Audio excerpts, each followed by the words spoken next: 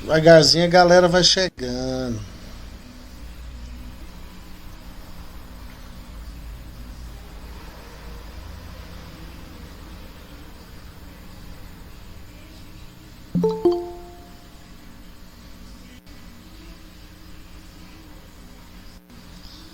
William Silva, paz do Senhor.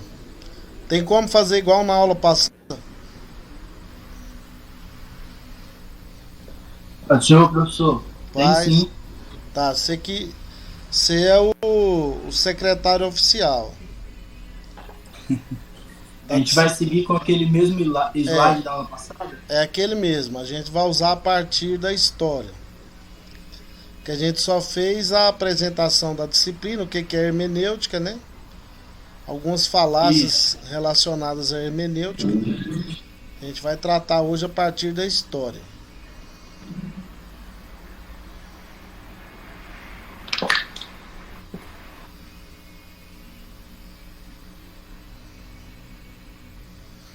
Todo mundo bem, todo mundo na graça de Deus.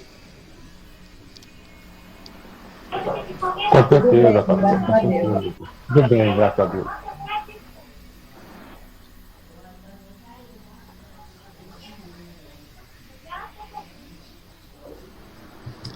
A gente falou sobre aquela questão do batismo no Espírito Santo, né?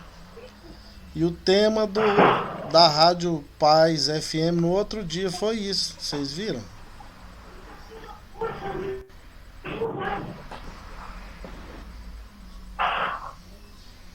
Não cheguei nem a ver, não.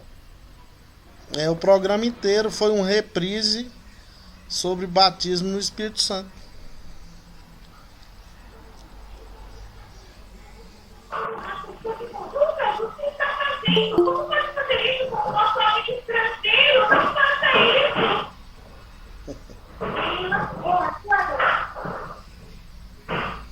Nós vamos começar no slide História da Interpretação Bíblica. Vai ser. Isso, beleza. Vou acompanhar aqui pelo computador também, fica mais fácil.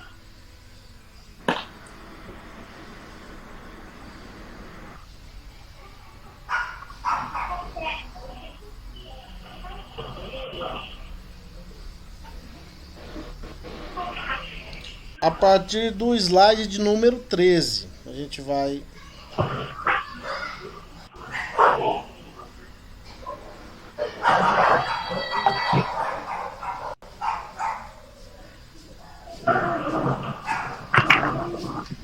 O cachorrinho é seu, pastor?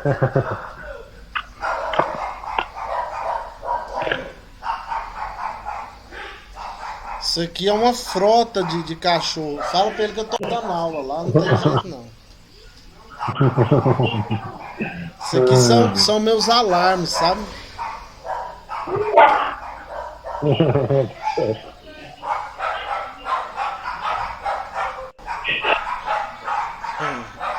Parecendo um canil, né? A galera aí é brava, hein, pastor? Só faz barulho, só tudo cachorrinho pequenininho, sabe? Aqui em casa tem uns bravos também, mas quando vê, não tem nem tamanho de cachorro. É igual o meu aqui, só faz barulho.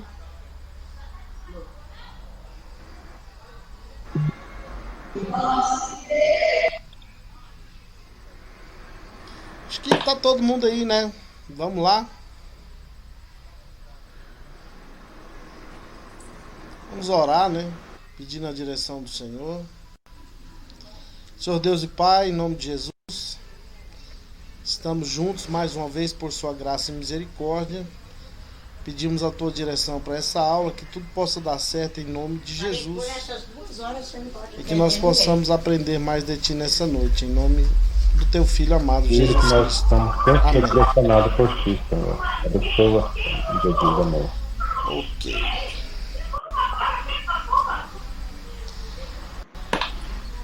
Aí se todo mundo agora puder desligar o microfone.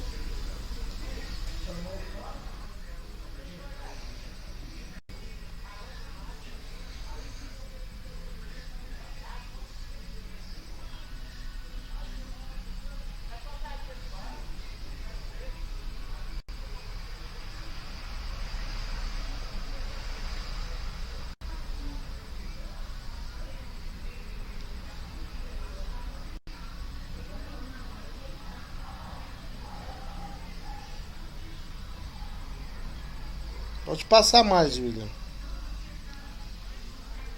Volta agora. Passou. O slide 13. Isso. História da interpretação bíblica.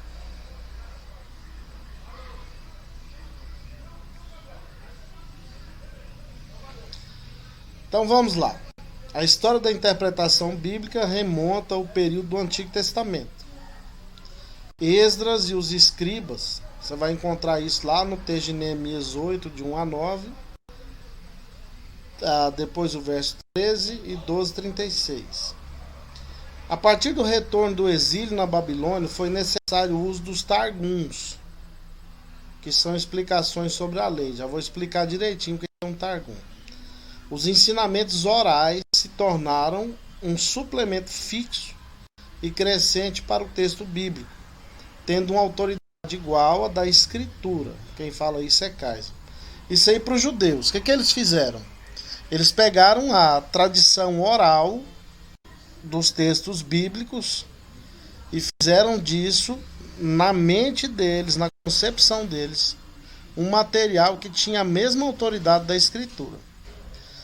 Quando Jesus Cristo fez aquela repreensão de que eles não conheciam nem as escrituras e nem o poder de Deus, é porque eles usavam os targums e não a própria escritura mais.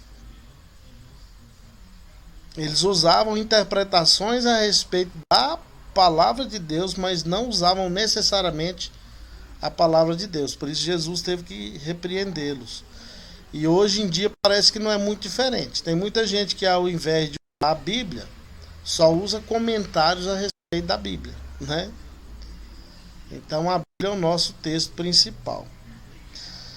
Os rabinos, né, que fizeram essa condensação, tem aí a história breve de vários rabinos e da concepção de lei conforme a tradição deles. Estes se viam como sucessores dos sacerdotes e levitas, a quem havia sido confiada a interpretação e a aplicação da lei em Israel. Eu sei quem fala é o Augustus Nicodemos Lopes, né? A Torá oral, que é a tradição dos anciãos. Esta foi rejeitada por Jesus, é o texto que eu acabo de mencionar. Eles usavam a tradição oral e davam mais ênfase a ela do que a escritura. Eles pegaram o que a tradição rezava e ensinava a respeito da escritura e era mais importante para eles do que a própria escritura. O Midrashim, que era uma espécie de leitura e interpretação da lei, e tinha vários tipos de Midrashim. O Midrashim halásticos, do Halaká, se preocupavam em identificar a lei dentro das narrativas e justificar os costumes em vigência. Então era uma interpretação, uma leitura que eles faziam, tentando justificar um certo comportamento que eles mantinham. O Midrashim agático, ou os Midrashims agáticos, de Haggadah, se preocupavam em definir o sentido das histórias e experiências narradas por meio do vasto material bíblico. Então era um material extraído da escritura, mas que não era também a própria escritura. O Mishnah também, que é a sistematização da Torá oral, da lei que foi preservada de maneira verbal, oral, não escrita ainda. O Talmud, esse aí eu tenho certeza que vocês já ouviram falar, que eram os estudos e interpretações rabínicas do Antigo Testamento. Passa. Vamos falar sobre os Talmudes. O Talmud de Jerusalém, ele foi elaborado na Palestina e surge a partir de discussões sobre a interpretação da Mishnah. E tem também o Talmud babilônico. Ele é composto por ensinamentos dos rabinos das academias da Pérsia com base na Mishnah e no Gemara, que são os registros dos debates entre os mestres sobre cada ponto da Mishnah. Enquanto a Mishnah é registrada em hebraico, o Gemara tem seus registros em aramaico. Eu comprei um Talmud. Pensa numa leitura chata. O Talmud, na verdade, são as apreciações que os mestres fazem a respeito da Mishnah, né? Então eles ficam debatendo sobre determinados pontos. Cada um tem a sua opinião e aí vai. Pode passar. Então, como que funcionava a exegese rabínica, ou seja, a interpretação específica que os rabinos faziam do material que eles usavam? A Peshat, que é um método exegético que tinha como finalidade buscar o sentido claro do texto do Antigo Testamento, considerando o texto filologicamente, dando ênfase ao seu contexto histórico. É bem parecido com o que a gente usa hoje na nossa exegese. A gente faz a mesma coisa, a gente faz um estudo a partir das línguas originais, buscando o sentido autoral do texto. Então esse Peshat é bem parecido com o método histórico gramatical. O Midrash, que era um método que se preocupava com a aplicabilidade da Torá para seu próprio tempo. Esta forma de exegese trouxe uma série de problemas para a interpretação do Antigo Testamento. Primeiro, multiplicidade de sentidos no único texto. Ou seja, um texto não tem vários sentidos nem significados. Um texto tem um significado básico, ele não tem vários significados. Igual quando a gente escuta várias pregações no mesmo texto, empregadas de maneiras diferentes, né? A aplicação do texto pode ter a ver com o contexto. Deixa eu acrescentar aqui alguém na reunião. Mas a interpretação não, a interpretação é só uma. Por exemplo, se tivesse, vamos usar aqui um texto da Escritura. Deus é amor. Quando o apóstolo João escreveu, inspirado pelo Espírito, que Deus é amor, ele estava querendo dizer que Deus de fato ama e que Deus é amor. Não tem outro sentido, não tem outra interpretação. A interpretação da Escritura é só uma.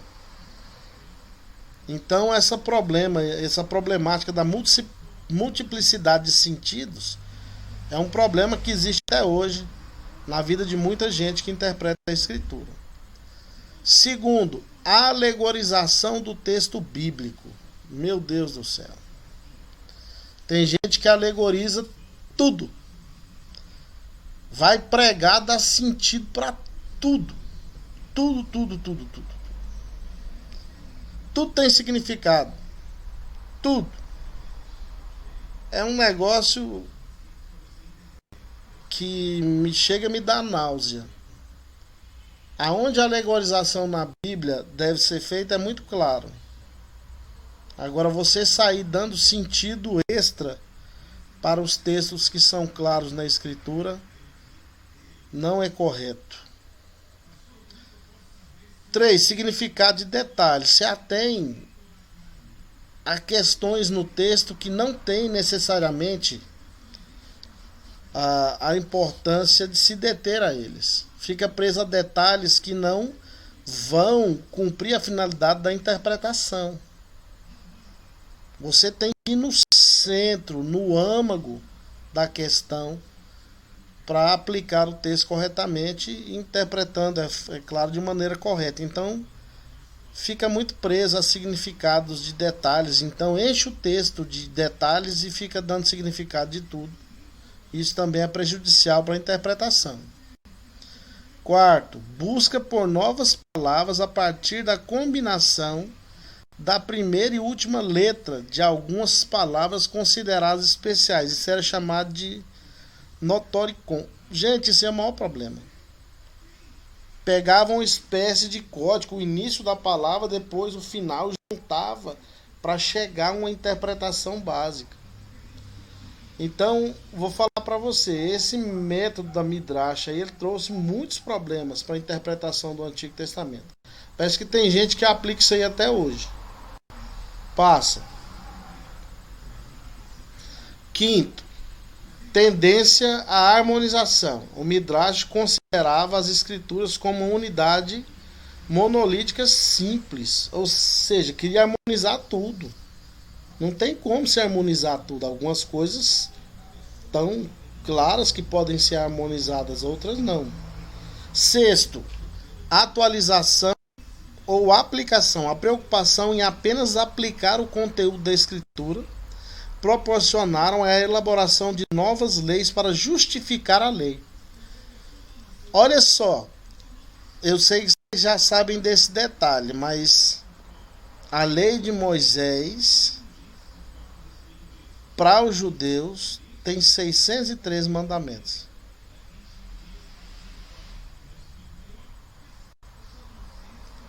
Eles não deram conta de guardar 10.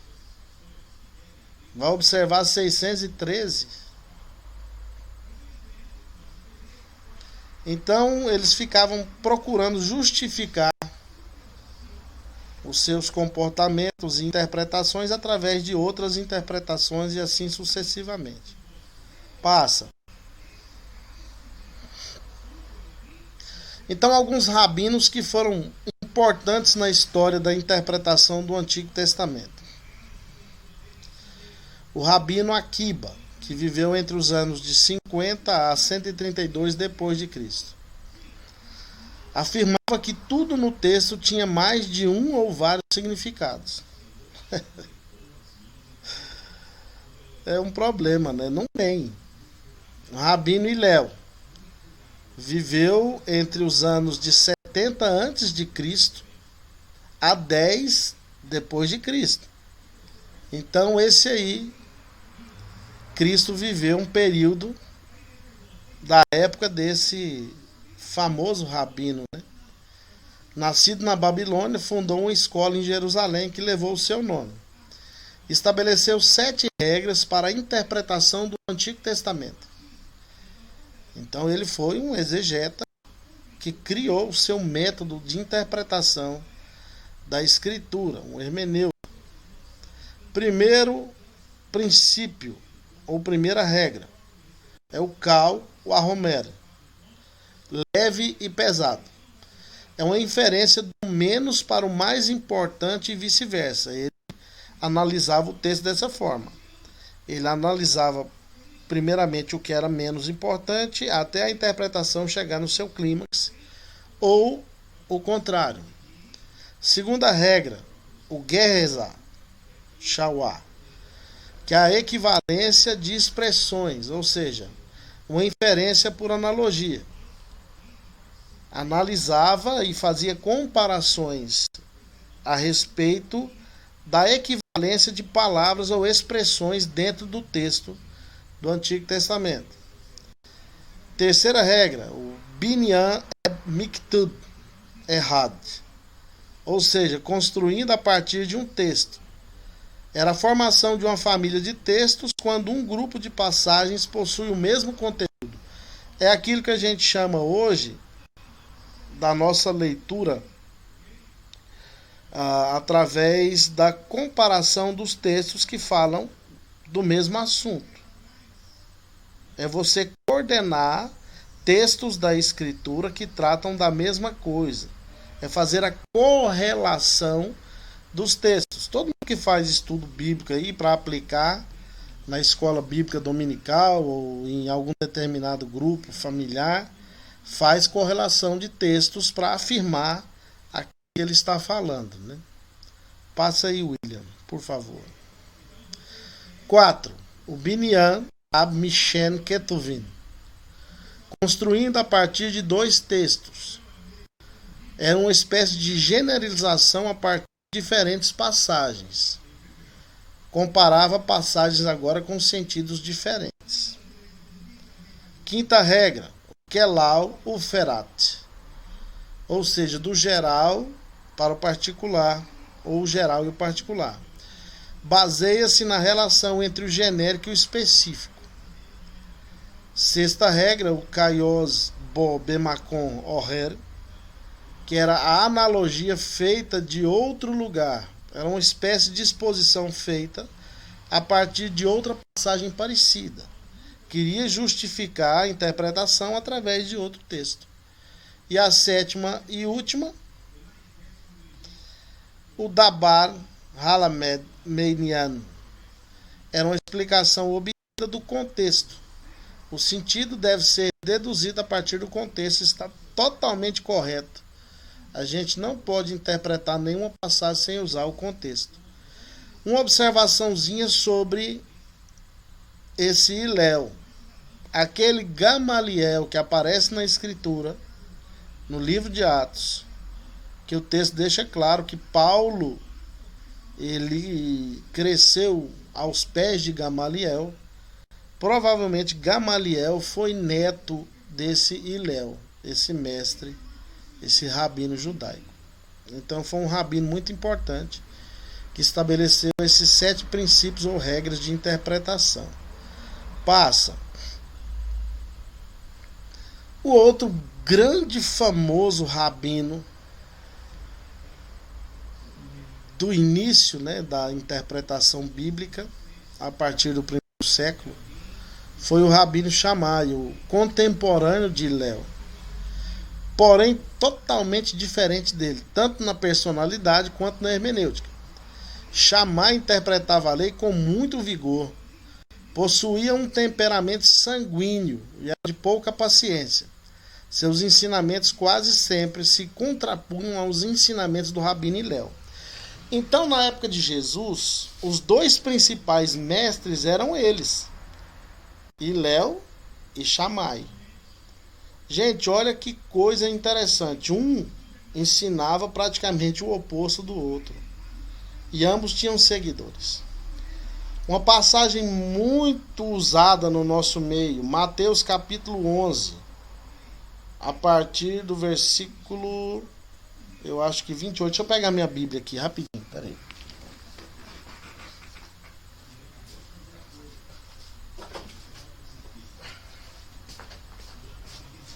Tem Bíblia aí? Se tiver, abre. Mateus capítulo 11.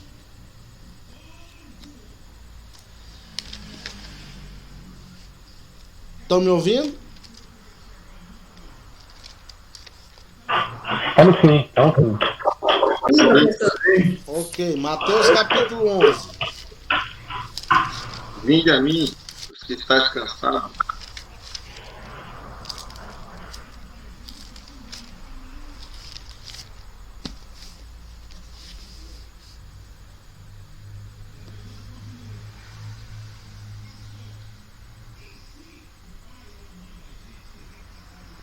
É isso mesmo. Mateus 11 a partir do verso 28. É um texto bem conhecido, né? E muito usado. Vinde a mim,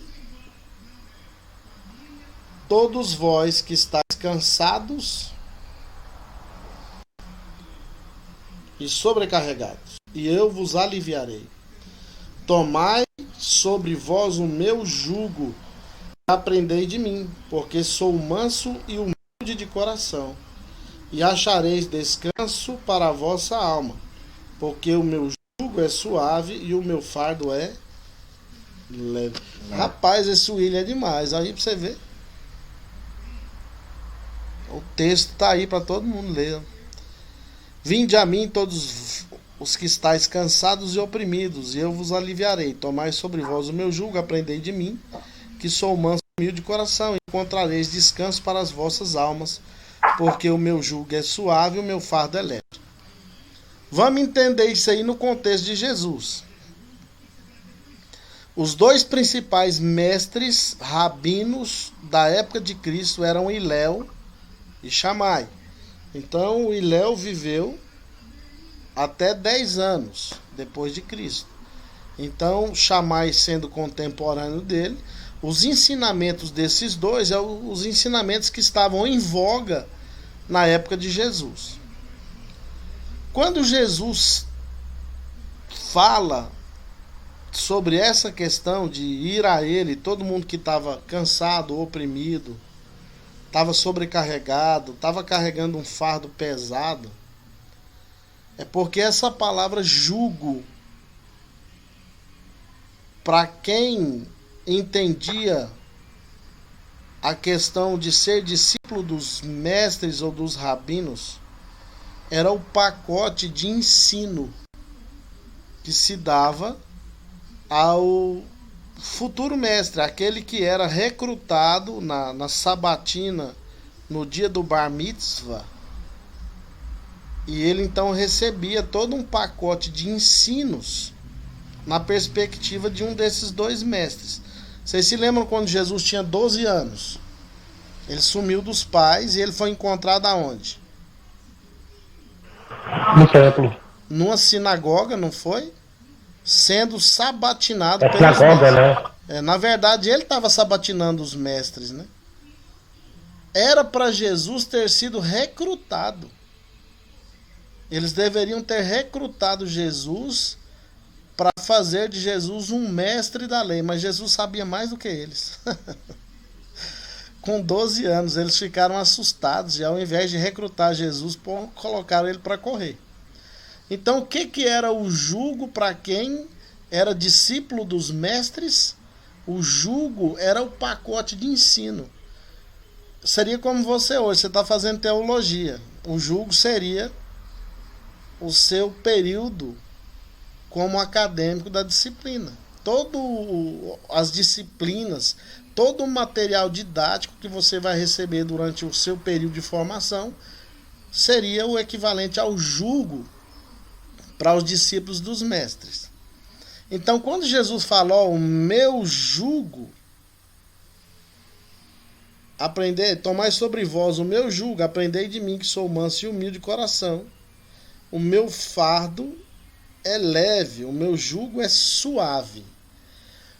Provavelmente ele estava fazendo menção a Shammai, que era muito áspero, muito duro, ensinava a lei com muito vigor, cobrava demais. E Jesus está falando, o meu estudo, o meu jugo, não é assim. Ele é suave, ele é leve. Mas para quem estava ouvindo Jesus e não era discípulo dos mestres, não era alguém que estava envolvido com o estudo de todo o conteúdo oferecido pelos mestres, entendeu de forma diferente.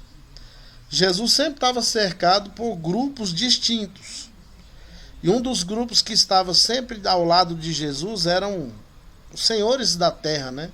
Tem uma expressão para defini-los, os Anhan-Arets. Ou seja, eram os agricultores, os pescadores, aqueles que trabalhavam manualmente. Então, como que alguém que era agricultor, pescador, entendeu o jugo diferente? Se você pegar um dicionário na sua casa, ou tem um aplicativo de dicionário, e olhar o significado de jugo, um dos significados de jugo vai ser a palavra canga. Alguém sabe o que é uma canga? Canga de boi.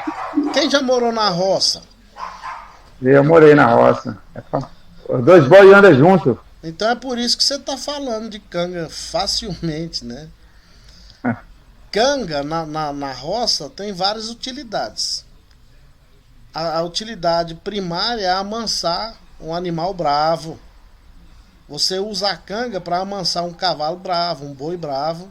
E depois você usa espécies de canga para colocar no animal, para ele puxar ou carro de boi, ou uma carroça, ou o arado. O arado era puxado por animais, né? Então, quem era da roça, quem era do campo, entendeu a mensagem diferente. Jesus está falando, tomai sobre vós o meu jugo. Ou seja, tomai sobre vós a minha canga. É muito interessante, né? Você usa a canga, vou usar aqui a figura do boi. A canga para amansar o boi bravo. Você pega um boi que já é manso, que já foi amansado, atrela a canga no pescoço dele e coloca um boi bravo do lado dele. Rapaz, no começo é uma loucura, uma tortura para aquele boi bravo. Ele tenta chifrar o outro de todo jeito, mas ele não consegue. O outro é tão forte quanto ele e a canga é o limite. Não tem jeito, a canga não deixa. E o outro consegue resistir aos ataques ali porque é tão forte quanto ele.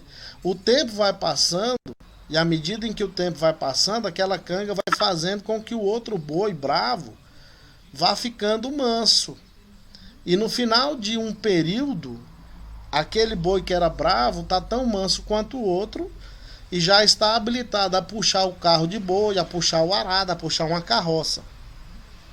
Então eu vou parafrasear, vou fazer uma paráfrase do texto de Jesus. Tomai sobre vós a minha canga. Vocês são os bois bravos. Eu sou o boi manso. Entrem na canga comigo e se tornem tão mansos quanto eu. Então a mensagem de Jesus, ela atingiu dois grupos, o povo da terra e os mestres. Então quando ele dirigiu a mensagem aos mestres, eles entenderam que o jugo era o pacote de ensino. E ele está dizendo, ó, eu não ensino como Shammai. O meu ensino é tranquilo. O meu ensino é vida, o meu ensino é o reino. E quem era do campo entendeu como a canga.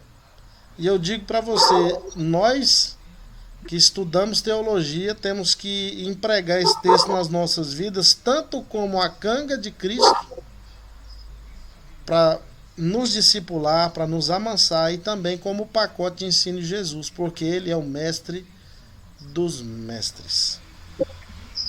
Amém? Amém. Volta lá. Isso.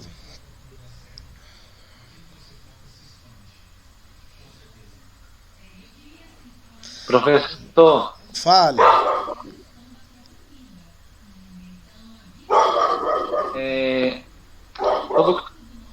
sobre a interpretação, né? Da gente pegar um texto e ter algumas interpretações de acordo, tipo, assim não seria uma tipo duas interpretações do mesmo texto? Não. De acordo com quem estava lendo? Não, essa é uma interpretação. Você está falando sobre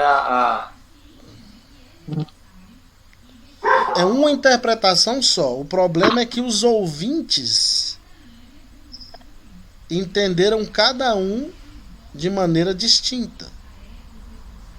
Jesus deu uma paulada, uma cajadada para matar dois coelhos de uma vez só. Então, como que você vai chegar a esse tipo de conclusão? Nós vamos amadurecer a nossa hermenêutica através do método chamado histórico gramatical. Isso aqui é conhecendo o contexto histórico da época. Então, quem seguia Jesus eram só os mestres? Não. Seguia Jesus só o povo da terra, os Anhan-Arets? Não. Então, quem seguia Jesus? Gente da elite seguia Jesus. Quem foi Nicodemos? Um mestre, não foi? Quando Jesus manda ele nascer de novo, ele fica doido. Fala, mas como é que eu vou fazer? Eu vou voltar para o ventre da minha mãe? Jesus fala, mas você é mestre em Israel e não entende essas coisas? Então Jesus era seguido por mestres, por pessoas comuns, por gente da terra, por pescadores, por agricultores. Então a mensagem de Jesus, ela veio de maneira eficaz. Então aqui não são duas interpretações, eram dois grupos de ouvintes distintos, é uma interpretação só. O povo da terra entendeu o jugo como canga e os mestres entenderam o jugo como o ensino dos mestres. Certo? Certo. Então vamos lá. A alegorização judaica, o que é isso? A alegorização judaica sofreu influências da alegorização grega. Os judeus de Alexandria, no Egito, receberam fortes influências da filosofia grega e procuraram harmonizar os dois conteúdos por meio da alegorização dos textos do Antigo Testamento. Durante esse período, cerca de 200 anos antes de Cristo, foi feita a tradução do Antigo Testamento para o grego, a chamada Septuaginta. Tanto a Septuaginta como os Targums procuraram remover os antropomorfismos dirigidos a Deus. Em Êxodo 15:3, o Senhor é homem de guerra. foi traduzido por o Senhor esmagar as guerras. Deixa eu explicar o que é isso. Septuaginta, o LXX, né, o número romano, 70. A tradição diz que 70 ou 72 anciãos traduziram a escritura do Antigo Testamento para o grego koiné. Porque durante o período de 330 anos antes de Cristo e 330 anos depois de Cristo, a língua grega era conhecida como língua koiné, língua comum. E ela se tornou a língua franca do Império a partir de Alexandre o Grande. Então, essa Septuaginta é muito importante para o estudo da Bíblia. Você pode ler o Antigo Testamento em grego quando você aprendeu o grego, para ver as citações do Novo Testamento. Paulo, por exemplo, citava textos do Antigo Testamento com base nessa Septuaginta. E o que são esses chamados targums? Esses targums são também interpretações que os mestres faziam a respeito da escritura, e eles se tornavam muitas vezes mais importantes para eles do que a própria escritura. Vocês já ouviram a palavra Shekinah várias vezes, né? Alguém pode abrir um microfone e me explicar o que é a Shekinah?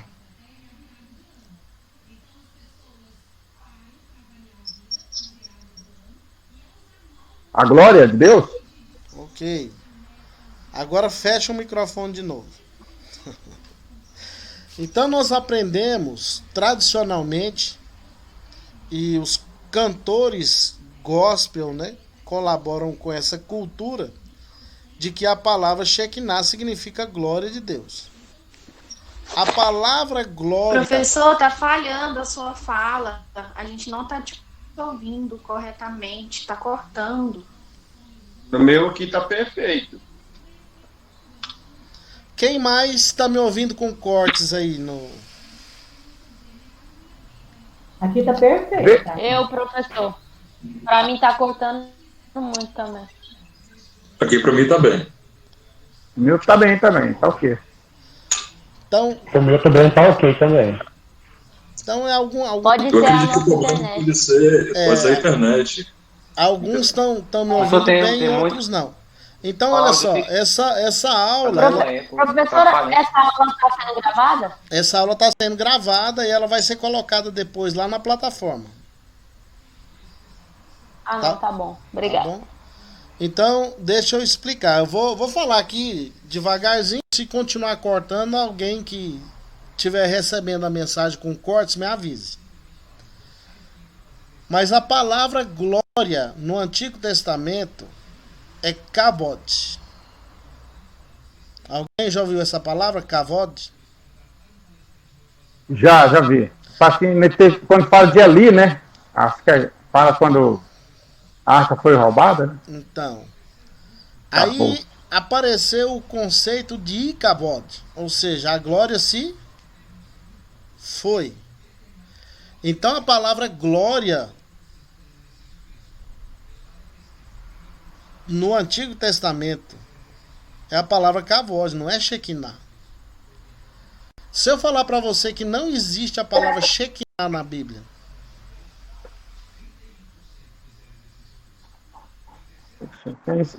Isso é gravíssimo, então, né, professor? Porque a pessoa inventa e a gente acaba acreditando nessas coisas, né? olha só, eu vou explicar gente é direitinho isso para você entender. Aonde apareceu essa palavra Shekinah, então? Vou explicar agora. A Nossa, palavra Shekinah é muito sério, então, professor. é muito sério. A palavra Shekinah, ela vem do verbo hebraico shakan. O verbo significa habitar. Quando Deus deu as instruções para Moisés no tabernáculo,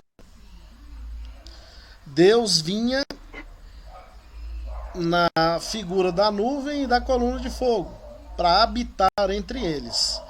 Então a palavra shakan, que significa habitar, depois foi empregada com o sentido de Shekinah, Shakan, Shekinah, com ideia de glória de Deus. É justamente o que esse slide está dizendo. Eles queriam eliminar os antropomorfismos dirigidos a Deus. O que é um antropomorfismo? É você atribuir características humanas a Deus. Eu não sei se vocês entendem bem disso, mas Deus não é um ser humano. O Verbo se encarnou, se tornou um de nós. Mas antes disso, é bom entender que Deus não é um ser humano com braços, pernas, cabeça, olhos, narinas, ouvidos. Então essa linguagem chamada antropomórfica é para explicar algumas coisas, para a gente assimilar a ideia, mas eles queriam eliminar, porque eles achavam que isso aí atrapalhava a compreensão de alguém em relação a Deus. Por exemplo, o Senhor é homem de guerra. Eles traduziram na Septuaginta para o Senhor esmaga as guerras. Para fugir desse conceito. Deus não é um ser humano gigantão que enche o mundo inteiro. Então essas características foram atribuídas a ele por causa da nossa limitação da linguagem. Outra questão é a antropopatia. É você atribuir alguns sentimentos humanos a Deus. É difícil explicar isso, mas é necessário. Por exemplo, lá em Gênesis 6, a Bíblia diz que Deus se arrependeu de ter feito o homem. Depois você lê na mesma escritura que Deus não é filho do homem para que minta ou arrependa. Então tem erros na escritura? Não. Então essa condição de falar que Deus se arrependeu é uma antropopatia, é você atribuir um sentimento que é claramente humano a Deus. Como que Deus pode se arrepender de alguma coisa sendo ele perfeito e não fazendo nada errado? Deus vai se arrepender do quê?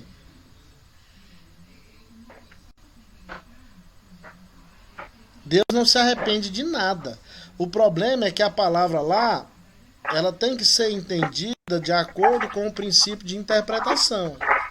O verbo no hebraico é nahan.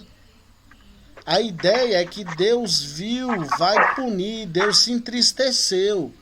Mas se arrepender não, Deus não volta atrás, Deus não pode voltar atrás. Isso vai contra a Escritura, isso vai contra os textos da Bíblia.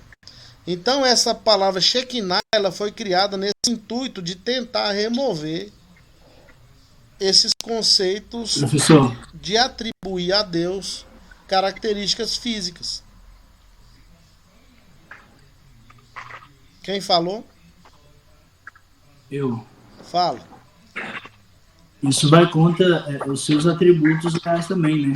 Então, O fato de igual Deus, a gente usar de maneira literal na Escritura que no sétimo dia Deus descansou da criação. Deus se cansa? Não. Nem se cansa, nem se fadiga. É Então, verdade. olha só, essas limitações da nossa linguagem é que trazem essas concepções chamadas de antropomorfismos e antropopatismos em relação à pessoa de Deus. Então, o Shekinah foi uma atribuição desses targuns para tentar eliminar essa possibilidade de alguém entender que Deus era um ser humano grandão, poderosão, que enchia o mundo inteiro. Então eles tiveram boa intenção, mas acho que não era necessário isso, né? Se incorporou tradicionalmente o Shekinah no seio da igreja evangélica, que hoje é quase que impossível você tirar isso. Isso é verdade.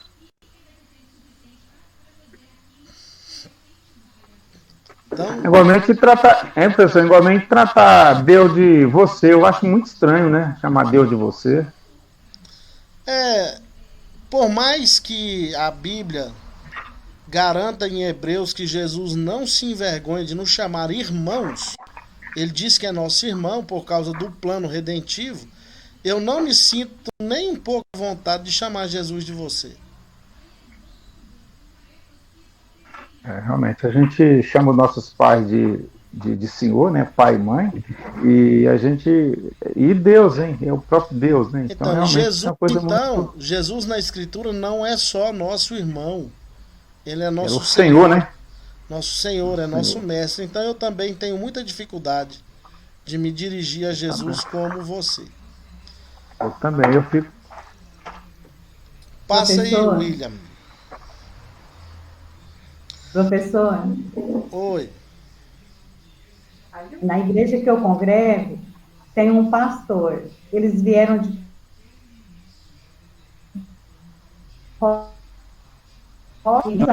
e sempre ele e a esposa dele. E aí no começo eu me assustei, porque a gente fala você com pessoas normais, né? Igual a gente. Programas de tratamento para pessoas iguais, né? Esse pastor chamando, orando, e na oração ele falava você. Aí eu falei com o esposo, falei, acho que é falta de, sei lá, de respeito, não sei nem a palavra certa para definir isso, né? E eu também não tenho coragem, assim, tá? É a forma que ele se relaciona com Deus. Eu particularmente prefiro não. Então, olha só, essa expressão, a forma do Senhor, em Números 12:8, ela foi traduzida pela glória do Senhor. Do Senhor. Ela começou por aí.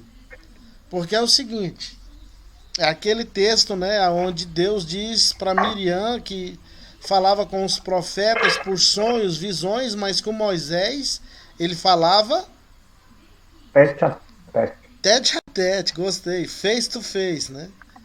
Cara a cara. Então, na verdade, aquele mesmo texto diz que Moisés viu a forma do Senhor. Como que você vai conciliar isso aí com o Novo Testamento? João capítulo 1, verso 18. Ninguém jamais viu a Deus.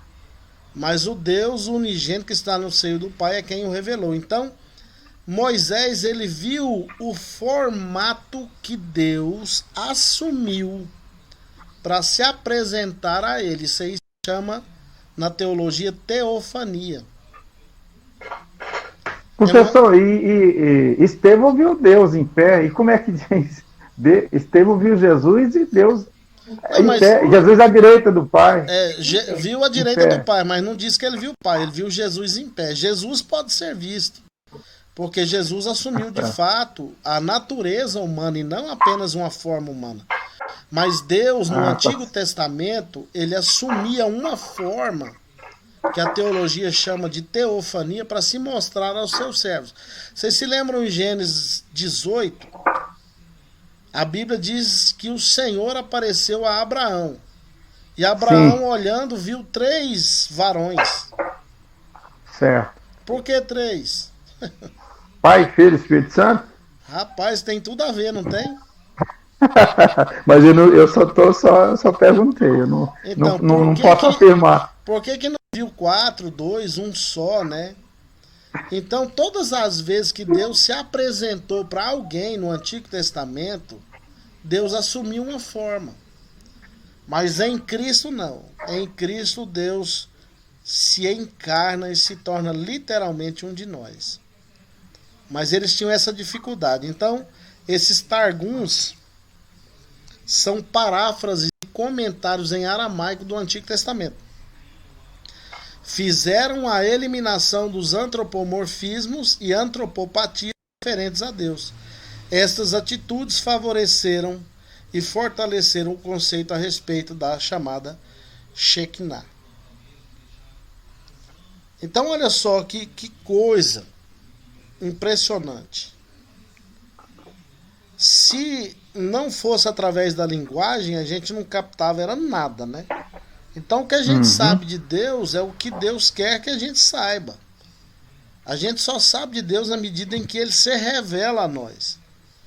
Deus pode se revelar através da criação, que a teologia chama de revelação natural, e Deus pode se revelar a você através da escritura ou através de seu filho, que a teologia chama isso de revelação especial. Mas se Deus não revelar algo a você, você não vai saber nada a respeito dele. Então a nossa fonte de revelação principal é o Cristo através da escritura, trazendo a iluminação por meio do Espírito para a gente entender essas coisas. Então Deus não é um ser humano gigante que tem braços, pernas, olhos, boca, nariz. Deus, a Bíblia garante que ele é Espírito.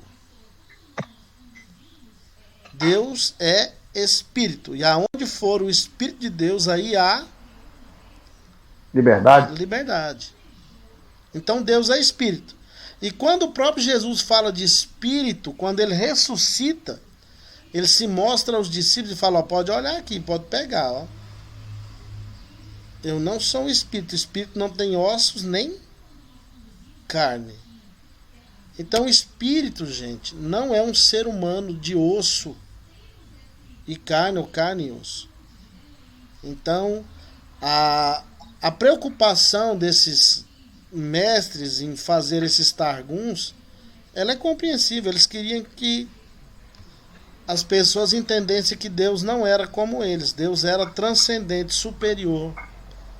Era divindade. Amém. Pode passar.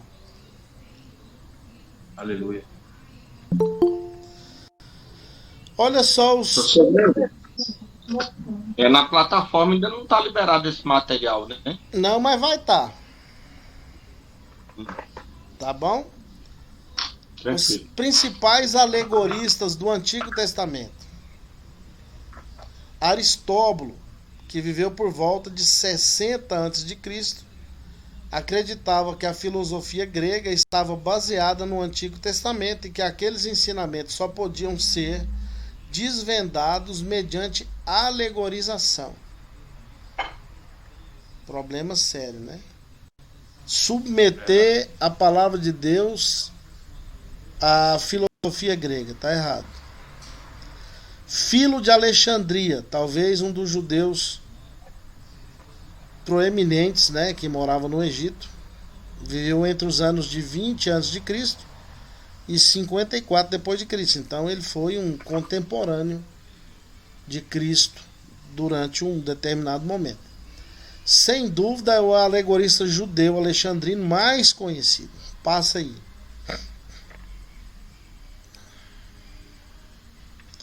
Filo, mesmo tendo sido influenciado pela filosofia grega, sendo um judeu devoto, procurou defender o Antigo Testamento diante dos gregos e principalmente diante dos próprios judeus. Acreditava que a alegorização era necessária para evitar as declarações aparentemente impróprias sobre Deus ou afirmações aparentemente contraditórias do Antigo Testamento. Seu desejo de evitar contradições e blasfêmias levou a alegorizar o Antigo Testamento. E de certa forma isso aí não foi bom, porque trouxe problemas para a interpretação. Então, nós chegamos até aqui na história. A gente vai pegar a partir daí na próxima aula, onde nós vamos analisar ainda essa questão da alegorização da Escritura. E vamos continuar historicamente acompanhando a evolução da interpretação das Escrituras até a gente chegar nos dias atuais. Mas essa condição, gente, de alegorizar a Escritura é um problema dos nossos púlpitos hoje. Tem muito pastor que alegoriza demais a Escritura. E a alegorização, ela prejudica a interpretação da Escritura. Esse negócio de sair dando significado para tudo, né? Nós somos pentecostais. Nós temos a iluminação do Espírito Santo. Não há necessidade de alegorizar e inventar na Escritura. Nós precisamos extrair da Escritura a mensagem da Escritura. O que ela quer dizer, a gente tem que deixar a Bíblia falar. E não é falar pela Bíblia. Então esse problema da alegorização, você vê, ele é antigo. Ele começou antes de Cristo. E infelizmente até hoje tem muita gente que faz a alegorização da Escritura. Na aula passada eu disse para vocês que eu ouvi uma mensagem de um pastor que pregou que Jesus entrou no barco. O barco se distanciou da praia e Jesus do barco pregava as multidões. Ele deu significado para o barco, deu significado para a praia, deu significado para a água, deu significado para a distância que o barco se afastou da praia, deu significado para tudo. Olha só, vocês se lembram daquele texto de Isaías que diz que ele seria chamado de maravilhoso, conselheiro, Deus forte, Deus. Pai da eternidade, Emanuel, príncipe da paz. Olha a mensagem que eu ouvi. É bonito, mas não é a verdade. Presta atenção. Davi pegou 5 pedras à margem do Jordão. Colocou na sua capanga. E quando ele foi enfrentar Golias, ele tinha 5 pedras. O texto lá diz que ele pegou 5 pedras. Ele tinha 5 pedras. E ele enfiou a mão na capanga para arremessar a primeira pedra em Golias. Quando ele olhou, ele não podia jogar. Aquela pedra era príncipe da paz. Ele teve que guardar a pedra na capanga. Então ele enfia a mão na capanga e pega outra pedra. Não podia lançar, que era um maravilhoso. Guardou a pedra na capanga. Pegou a terceira pedra. E aí foi até que ele pegou a pedra certa, que era o Deus forte. Aí ele jogou o Deus forte na cabeça de Golias e Golias caiu morto. Gente, é muita imaginação, não é não? Já não basta o tamanho do Golias e ainda a certeza da pedra, né? Então tem que sair escolhendo o Deus forte dentro da capanga para chapar na cabeça do gigante. Então é muita criatividade desnecessária, gente. Professor Cleuber. Oi. Sem falar o que a gente está vendo no dia de hoje, que a palavra de Deus tem sido deixada de lado,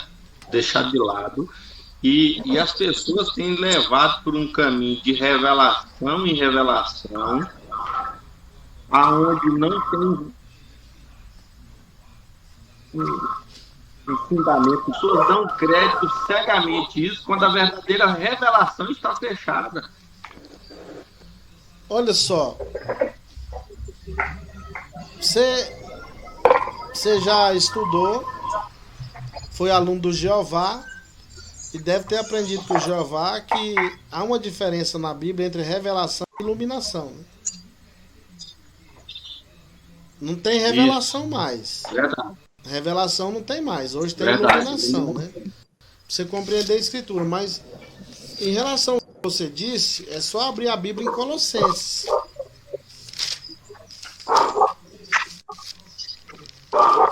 Colossenses, capítulo 2, verso 18. Deixa eu só pegar meu carregador aqui, que tá acabando minha bateria. Vai lá, fica à vontade.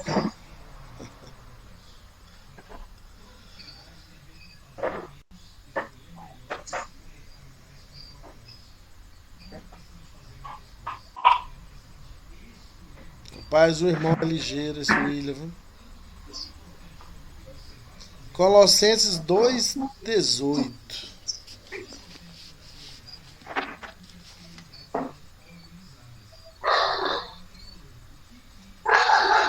Ninguém se faça árbitro contra vós outros, pretextando humildade, culto de anjos, baseando-se em visões. Então, não existe esse negócio de se basear em visão. Você tem que se basear na Escritura. Palavra. Na palavra. Gente, eu fui convidado por um pessoal que eu conheço para ajudar uma igreja na área do ensino bíblico. Então eles me convidaram e os cultos de ensino lá na igreja deles, eu não vou mencionar o nome da igreja, era nas terças à noite e eles usavam a revista Betel.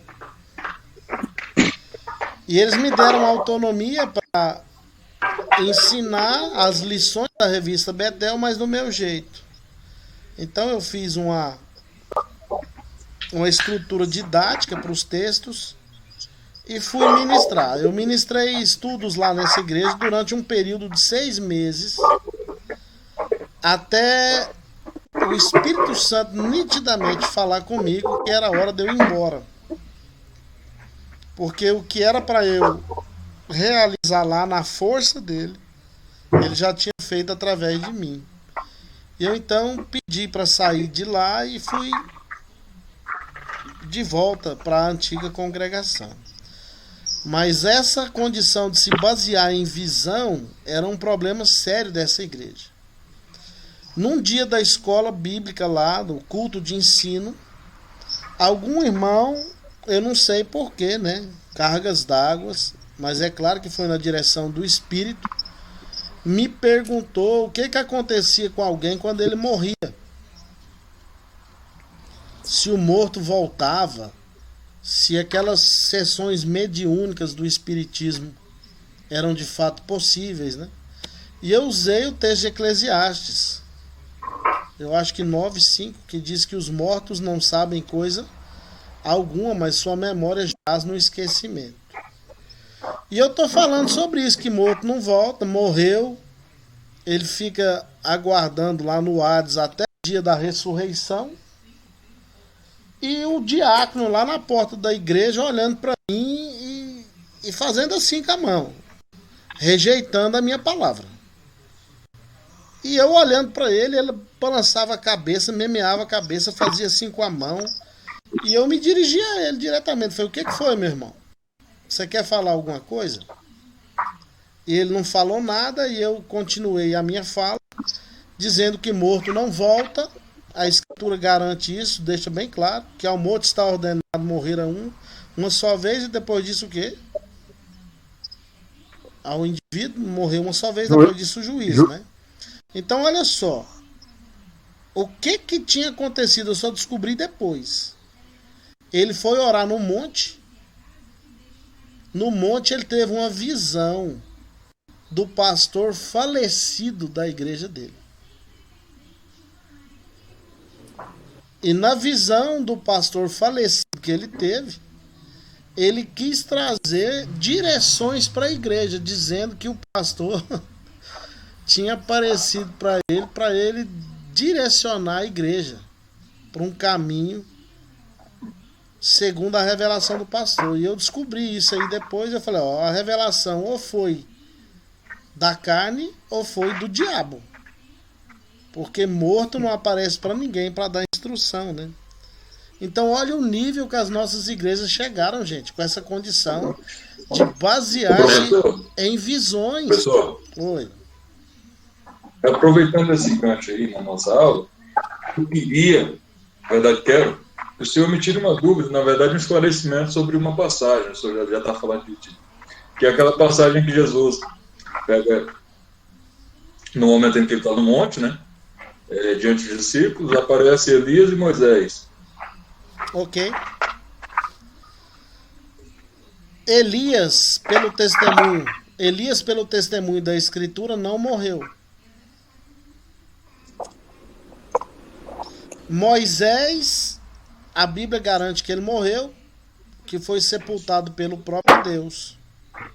Mas Judas, versículo 9, atesta que o arcanjo Miguel teve que contender com o diabo a respeito do corpo de Moisés.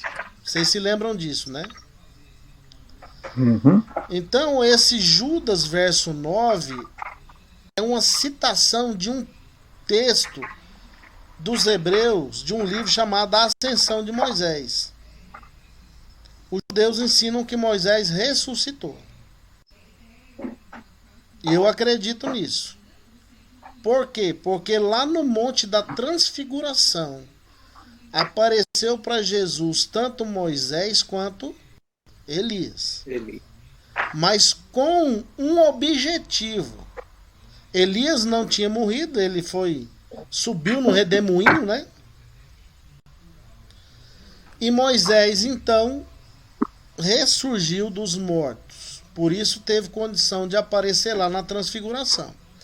Lá na Transfiguração, os discípulos ouviram a voz de Deus, dizendo: eis o meu filho, a ele ouvi. Por 3 vezes a voz de Deus falou sobre Jesus Cristo. A primeira foi no batismo. Eis o meu filho amado, em quem me comprazo, em quem tenho prazer. A segunda vez foi na Transfiguração e a outra está lá no livro de João. Na Transfiguração, Deus disse: eis o meu filho, a ele ouvi. Ou seja, escutem o meu filho. Quem estava lá no monte com ele? Moisés e Elias. Quem foi Moisés? Um grande homem, um grande o libertador do povo, que conduziu o povo do Egito para a terra. Não possuiu a terra, morreu antes, mas levou o povo até o limiar da terra. Moisés é mencionado no Novo Testamento como o autor da lei, do Pentateuco. O próprio Jesus menciona que Moisés, como escreveu Moisés? Moisés disse, Moisés fez isso. Então Moisés representa a lei. Elias é a figura profética na concepção judaica como ter sido o maior de todos os profetas. O judeu considera Elias como o maior dos profetas. O que é lei e profetas na Escritura? Não é todo o Antigo Testamento? Se lembra de Jesus ressurreto no caminho de Emaús? E eles, depois que percebem que Jesus era o Cristo, quando os olhos deles são abertos a partir do pão, a Bíblia diz que Jesus começou a expor em Moisés e foi pelos profetas falando a respeito de toda a revelação sobre o Messias. Então, Moisés e Elias no Monte da Transfiguração representa o Antigo Testamento. E Deus está falando, tá vendo aí? Está Moisés e Elias. Mas escutem o meu filho. Jesus é a revelação maior de Deus. Jesus dá toda a autoridade ao Antigo Testamento. Por isso que você tem que ouvir o Cristo. Esse foi o motivo da transfiguração e onde apareceram Moisés e Elias.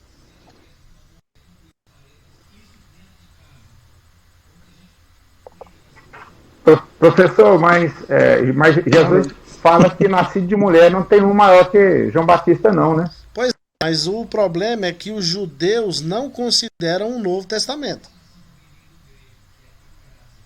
Ah, sim. Tá. Então, então tá certo. Os judeus não consideram o Antigo Testamento. Para os judeus, o maior entre os profetas era Elias. Mas é o seguinte... Elias.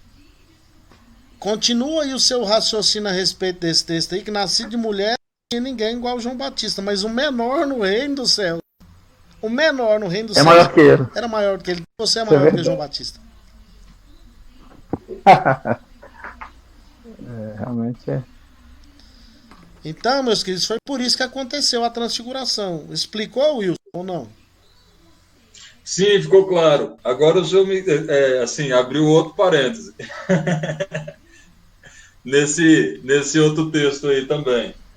É porque o professor de teologia, ele citou esse texto que o irmão acabou de mencionar, que, no caso, não sei se é verdade, mas ele usou dizendo que, no caso, João Batista, o profeta, ele não teria feito parte do reino. Ele faz uma divisão lá, porque ele usou essa passagem assim, ele disse assim, né? Quem que é menor do que o menor?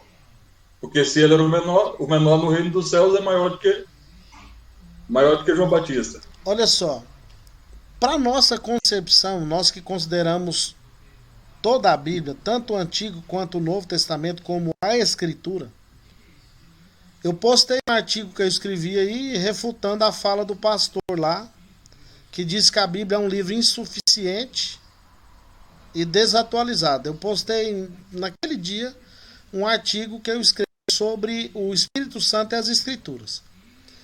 Ou seja, a Bíblia inteira, tanto o Antigo quanto o Novo Testamento, é a palavra de Deus. Então, para nós, João Batista foi o último profeta da Antiga Aliança.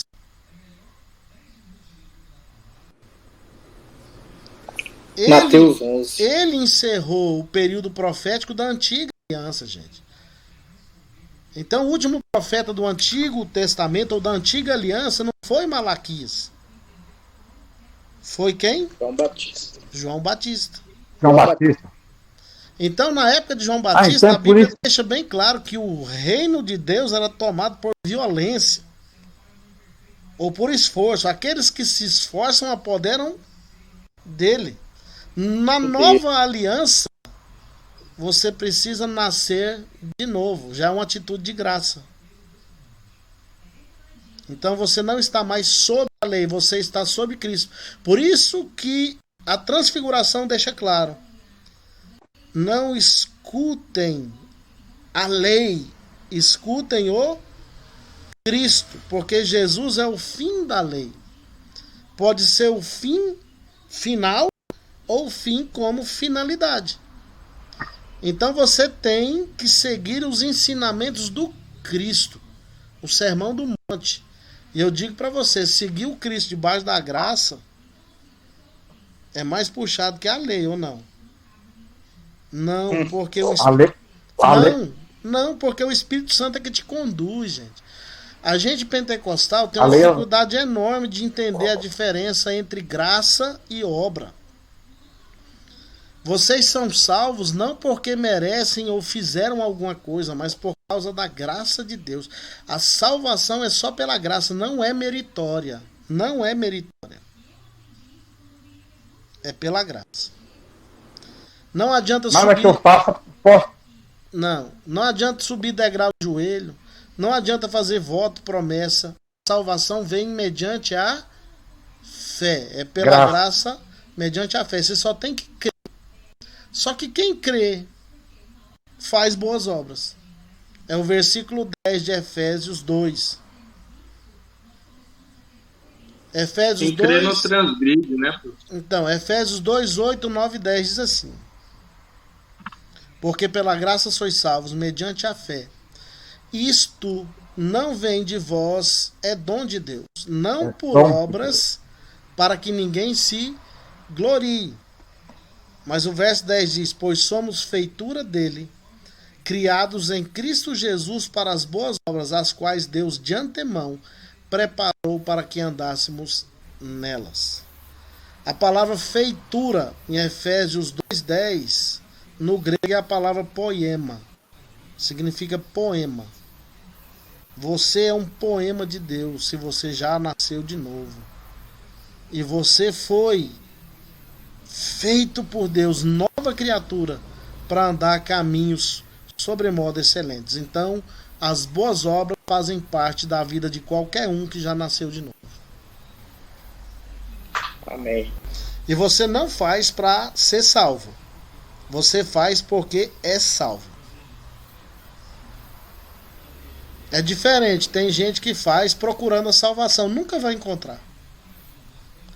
Porque a salvação é só no Evangelho. A Bíblia diz que ele é o poder de Deus para a salvação de todo o que crê. Primeiro do judeu e depois do grego. Qualquer um que crê no Cristo experimenta a graça de Deus e faz as boas obras, porque Deus coloca no seu caminho obras para serem realizadas.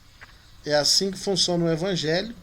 E João Batista, então, ele fechou um ciclo dos profetas da Antiga Aliança. E Jesus é o profeta da Nova Aliança. E cada um de vocês que eu estou vendo aqui no meu monitor aqui, ó, estou apontando o dedinho para vocês. vocês são profetas da nova aliança. E a Bíblia deixa bem claro no final de Malaquias que antes do sol da justiça aparecer, viria primeiro Elias. E vocês estão no ministério de Elias como igreja para proclamar a segunda volta de Cristo. João Batista veio na unção de Elias, não era o Elias literalmente, veio na unção de Elias para preparar o primeiro advento do Cristo. E você agora, como igreja, na unção de Elias, tem a missão de preparar o mundo para o segundo advento de Cristo.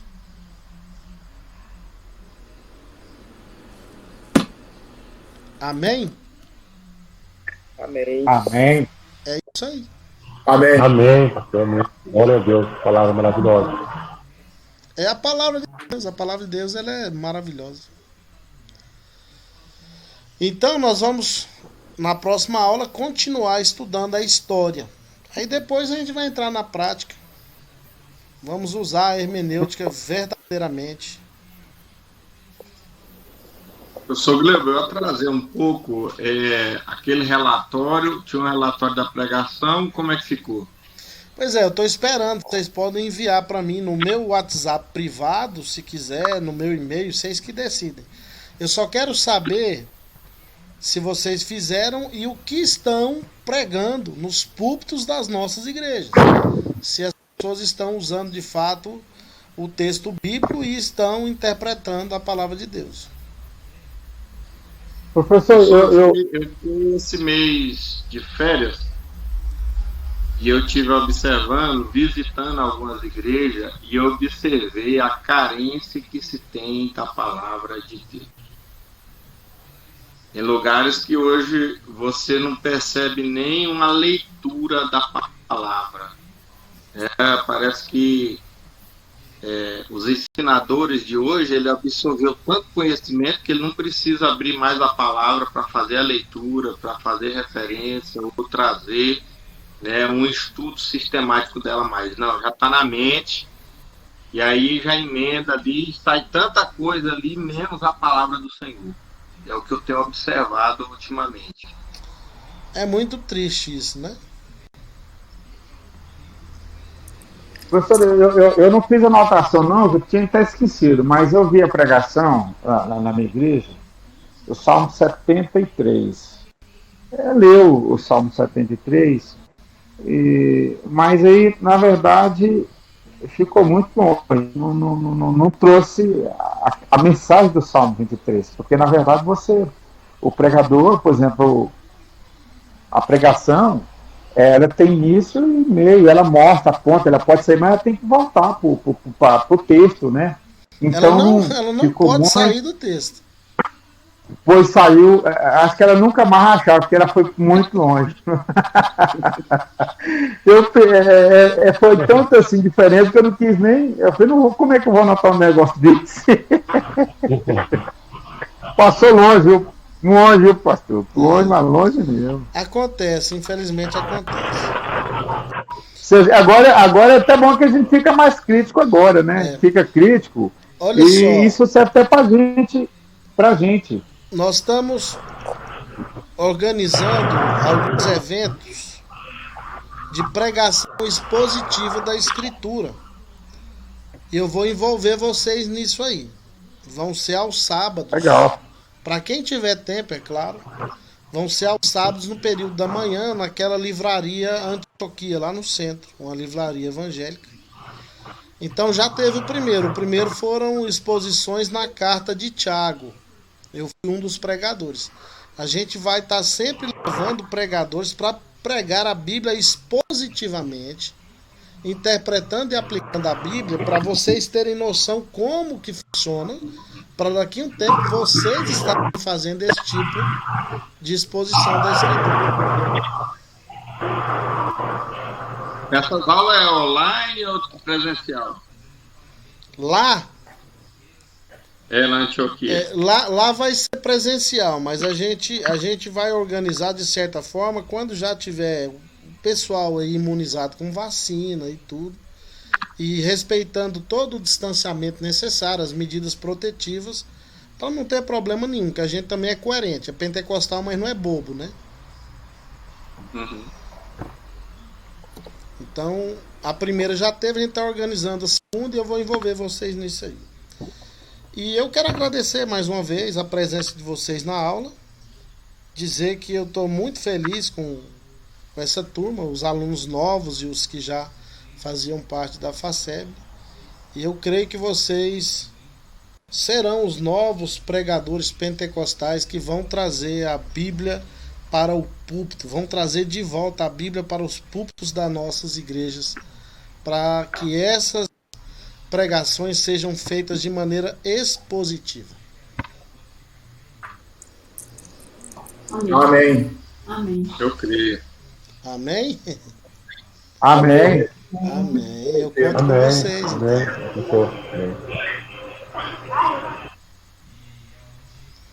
Meus queridos, então, se alguém quer falar mais alguma coisa, tem mais alguma dúvida, esse é o momento.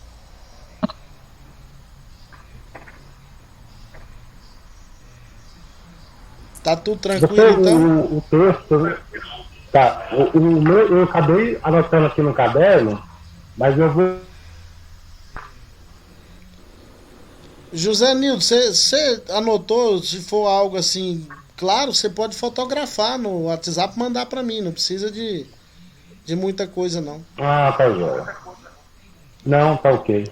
Tá ok? E vocês me procuram, é uma coisa bem procura o resumida. meu lá no privadinho lá e manda, para não ficar algo exposto aí no grupo inteiro. E tá tudo certo. Não, Professor, tá ok, mano. Beleza. professor, e o cara que vai pregar o Salmo 70 e acaba pregando o Salmo 91? O que é que o senhor diz disso? Ué, Eu- se ele pregou pelo menos o Salmo 91 do jeito certo, tá bom, né? Rapaz, tem cada coisa que eu vou dizer para o senhor, viu? Mas Por exemplo, é- o Salmo 91 é um salmo bem conhecido, né? Já pensou É. se você fosse criar uma imagem de Deus com base no Salmo 91? Aquele que habita no esconderijo do Altíssimo, a sombra do Onipotente descansará. Ok. Lá o texto diz que nós estamos debaixo das suas asas. Deus tem asa? Interessante, né? Então Deus, É, realmente. Deus tem braço, Deus tem perna, Deus tem olhos, Deus tem asas? Não. Isso aí são figuras de linguagem. A gente vai aprender isso aí, figuras de linguagem, para mostrar o cuidado de Deus para conosco. Então, no caso de dizer que Deus tem pena e asa, é uma figura de linguagem chamada zoomorfismo. É você atribuir características de animal a Deus. A gente vai aprender isso aí tudo. Deus não tem Ó, asa. legal. Não. Deus não tem asa, não.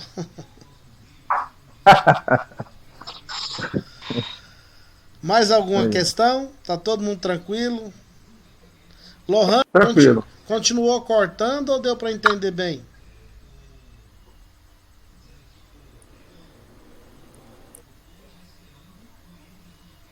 Não respondeu. William, muito obrigado pela sua ajuda na transmissão dos slides. Que Deus abençoe a cada Amém, um de professor. vocês. Tamo junto. Até a volta do Cordeiro. Eu costumo dizer o seguinte: se Jesus voltar nesse ínterim, nesse intervalo de hoje até a próxima aula, se Jesus voltar, eu vou estar lá debaixo da árvore da vida. E quem quiser bater um papo comigo é só passar por lá. Professor, Pode falar. professor, Josadak, minha primeira aula hoje, e minha internet aqui também tá legal não. Estou na internet do telefone, acabando com ela aqui. Essa aula vai estar disponível na plataforma? Vai sim. Eu Tá, vou ok. Eu vou ver se eu faço Vou o ver a- seguinte. Eu vou ver se eu consigo já subir essas aulas de vocês, tanto a outra quanto essa de hoje amanhã, porque eu preciso baixar ela, colocar ela lá na minha página pessoal para depois subir ela para a plataforma. Ela não vai direto. Então eu vou fazer isso amanhã e já nesse final de semana eu deixo ela disponível lá na plataforma. Ah, tá ok. Porque eu não vi na primeira e essa hoje não teve jeito eu pegar ela direito porque a internet não tava funcionando, não.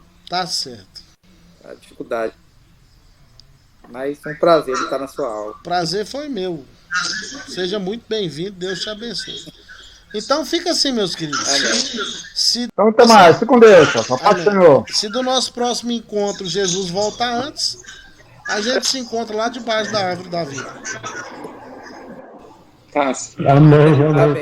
Até mais. Até a próxima, então. Até a próxima aula. Deus abençoe. Amém. Outra, qualquer dúvida que ficou aí, pode lançar lá no grupo lá, tá bom?